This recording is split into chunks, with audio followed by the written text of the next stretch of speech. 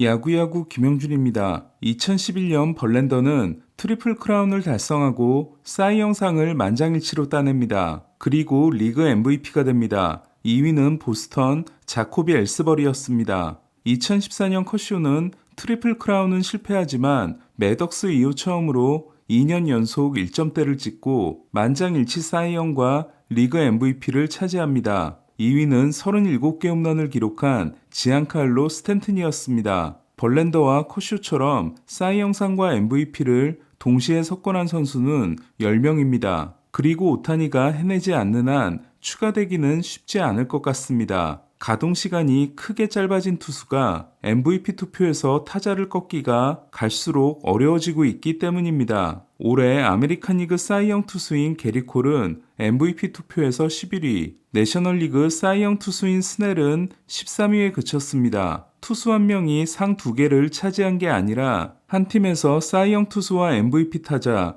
2명이 동시에 나온 사례는 지금까지 19번이 있었습니다. 2000년 이후로는 2002년 미겔 테아다와 베리지토의 오클랜드, 2005년 엘버트 폴스와 크리스 카펜터의 세인트루이스, 2006년 저스틴 모어노와 요한 산타나의 미네소타, 2013년 미겔 카브레라와 맥스 슈어저의 디트로이트입니다. 하지만 네 팀은 모두 월드시리즈 진출은 하지 못했습니다. 사이영 투수와 MVP 타자를 배출하고 월드시리즈 우승까지 성공한 마지막 팀은 1988년 다저스입니다. 그해 다저스는 오렐 허시아이저가 사이영 투수, 커크 깁슨이 MVP가 됩니다. 그리고 월드시리즈 1차전에서 깁슨이 대타 역전 끝내기 홈런을 날리고 허시아이저가 NLCS MVP에 이어 월드시리즈 MVP가 됩니다. 행크 앨런과 워렌 스판의 1957년 미러키 브레이브스, 딕 그로트와 번 로의 1960년 피츠버그, 로저 메리스와 화이티 포드의 1961년 양키스, 마이크 슈미트와 스티브 칼튼의 1980년 필라델피아도 사이영, MVP, 월드시리즈 우승을 모두 달성했습니다. 1980년 필라델피아는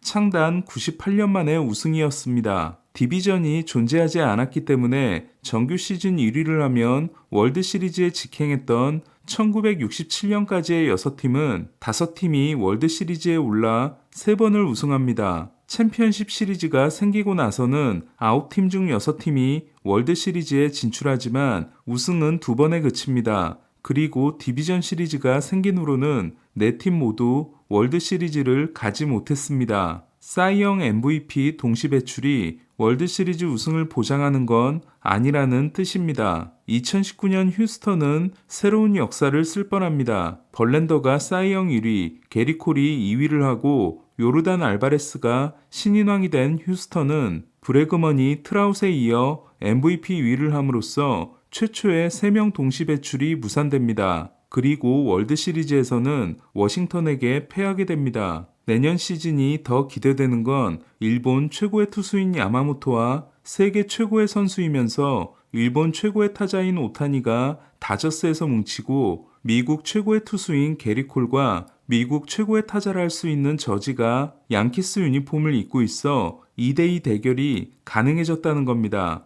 양키스와 다저스는 리그가 다르기 때문에 넷은 수상 경쟁을 할 필요가 없습니다. 저지는 9년 3억 6천만 달러, 콜은 옵트인 시 10년 3억 6천만 달러로 둘의 몸값은 7억 2천만 달러고 10년 7억 달러인 오타니와 12년 3억 2,500만 달러의 야마모토는 도합 10억 2,500만 달러입니다. 넷의 몸값을 합치면 17억 4,500만 달러로 우리 돈으로는 2조 2,500억 대결입니다. 일본 선수 최초로 홈런왕이 되고 메이저리그 최초로 통산 2번째 만장일치 MVP를 따낸 오타니는 내년이 1A 시즌입니다. 미국으로 건너온 후 처음으로 포스트 시즌을 경험할 가능성이 높은 오타니는 2가지 관전 포인트가 있습니다. 먼저 2A라는 핸디캡이 사라진 오타니의 홈런 수입니다. 오타니는 46개를 기록한 2021년에도 44개를 기록한 올해도 2A의 여파가 막판에 있었습니다. 2021년에는 마지막 21경기에서 2개에 그쳐 홈런왕을 놓쳤고 올해는 마지막 10경기에서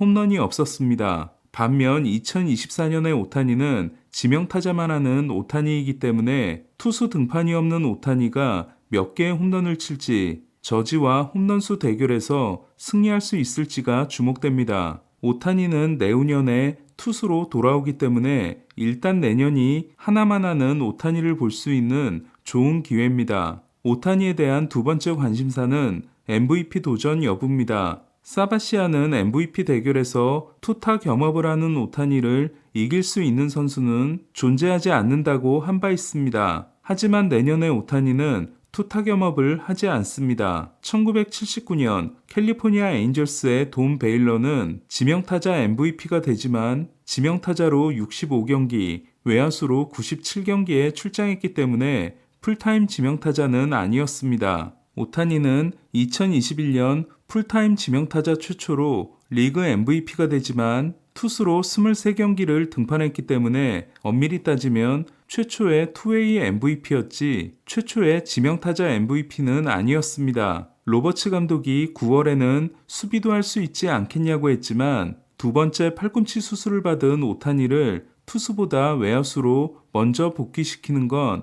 별로 좋은 생각 같지는 않습니다. 즉, 오타니가 MVP가 되려면 지명타자로서 압도적인 성적을 거둬야 하며 내년은 MVP 수집에 있어 쉬어가는 해가 될 거라는 전망이 나오고 있습니다. 야마모토는 지금의 기대치로 보면 일본 팬들의 소원을 풀어줘야 합니다. 리그 MVP는 이치로가 1번, 오타니가 2번, 월드시리즈 MVP는 마츠이가 달성했지만 사이영 투수는 없기 때문입니다. 지금까지 가장 근접한 일본인 투수는 2013년과 2020년에 2위를 한 다르비슈입니다. 하지만 2013년 다르비슈는 슈어저에게 만장일치를 내줬고 1위표 3장을 얻은 2020년에도 바우어가 27장을 가져가 두 번 모두 1위와 차이가 컸습니다. 야마모토가 사이영 투수가 된다는 건 신인왕도 가져온다는 뜻이 됩니다. 그렇다면 야마모토는 1981년 발렌수엘라에 이어 역대 두 번째로 신인왕과 사이영을 동시에 수상하게 됩니다. 여기에 오타니까지 MVP가 된다면 다저스는 신인상, 사이영상, MVP를 모두 따내는 최초의 팀이 됩니다. 물론 다저스에는 오타니 말고도 배츠와 프리먼이라는 MVP 후보들이 있습니다. 리그에서 차지하는 비중이 점점 줄고 있는 미국 선수들 입장에서 오타니의 7억 달러 계약은 큰 충격이 아니었을 겁니다. 오타니가 어떤 선수인지를 이미 충분히 목격했기 때문입니다. 하지만 메이저리그에서 1구도 던지지 않은 야마모토가 게리코를 넘어 투수 역대 최고 계약을 따낸 장면은 큰 충격으로 다가왔을 겁니다. 노모가 데뷔한 1995년이 사실상의 첫 시즌이라고 보면 일본 야구는 28년 만에 메이저리그 최대 규모 계약과 메이저리그 최대 규모 투수 계약을 모두 차지하게 된 겁니다. 저지는 9년 계약의 첫 해였던 올해 다저 스타디움에서 입은 부상으로 인해 106경기 출장에 그쳤습니다. 저지가 2022년처럼 157경기에 출장했다고 가정하면 56홈런으로 2022년에 62홈런과 큰 차이가 아닙니다. 돌아오고 나서도 한동안 발가락 상태가 완벽하지 않았음을 감안하면 홈런 페이스만큼은 2022 시즌과 차이가 거의 없었던 겁니다. 2022년은 오타니의 투웨이, 2023년은 저지의 부상이 있었다면 내년에 오타니와 저지는 거의 동등한 조건으로 홈런 대결을 한다고 할 수 있습니다. 개인적으로 저는 1961년 로저 메리스와 미키 멘틀, 1998년 마크 맥과이어와 세미 소사 같은 홈런 레이스가 일어났으면 합니다. 2019년 팀 동료인 벌랜더에게 밀려 아깝게 2위를 하고 2021년에는 로비레이에게 29대 1로 패했던 콜은 드디어 사이영 투수가 됐습니다. 콜은 내년 시즌 후 옵트아웃을 하게 되면 양키스가 1년 계약을 추가해 옵트인을 시킬 수 있습니다. 그렇게 되면 9년 3억 2,400만 달러가 10년 3억 6천만 달러로 바뀌어 총액에서 야마모토를 제치게 됩니다. 콜에 대한 관심은 사이영 2연패 도전입니다. 내셔널리그에서는 2008-2009년 팀 린스컴, 2013-2014년 클레이튼 커쇼, 2016-2017년 맥스 슈어저, 2018-2019년 제이콥 디그롬이 2년 연속 수상에 성공했지만 아메리칸 리그의 마지막 2연패 투수는 1999년과 2000년에 페드로 마르티네스이기 때문입니다. 내년에 승부를 걸기 위해 소토와 야마모토 영입을 추진했지만 한 명밖에 성공하지 못한 양키스로서는 저지가 두 번째 MVP가 되고 콜이 사이영상 2연패를 한다면 야마모토 없이도 목표에 도달할 수 있습니다. 저지와 콜은 미국의 자존심뿐 아니라 오타니 서류 전형에서 탈락하고 이번에도 야마모토 영입에 실패함으로써 메이저리그 최고 구단의 체면을 구긴 양키스의 자존심을 세워줘야 합니다. 오타니의 다저스 입단을 통해 새로운 유니버스로의 진입을 기대하는 메이저리그 입장에서는 다저스와 양키스가 월드시리즈에서 만나면 활용점정이 될 수 있습니다. 두 팀은 다저스가 뉴욕에 있을 때 월드시리즈에서 7번을 만나 양키스가 6번을 승리했습니다. 하지만 다저스가 LA로 이전하고 나서는 1977년과 1978년에는 양키스, 1963년과 1981년에는 다저스가 우승해 2승 2패를 기록하고 있습니다. 그러니까 동부 최고의 인기팀과 서부 최고의 인기팀의 대결은 42년째 나오지 않고 있는 겁니다. 내년 메이저리그는 역대급의 흥행 시나리오가 쓰여질 수 있을까요? 야구야구 김영준이었습니다.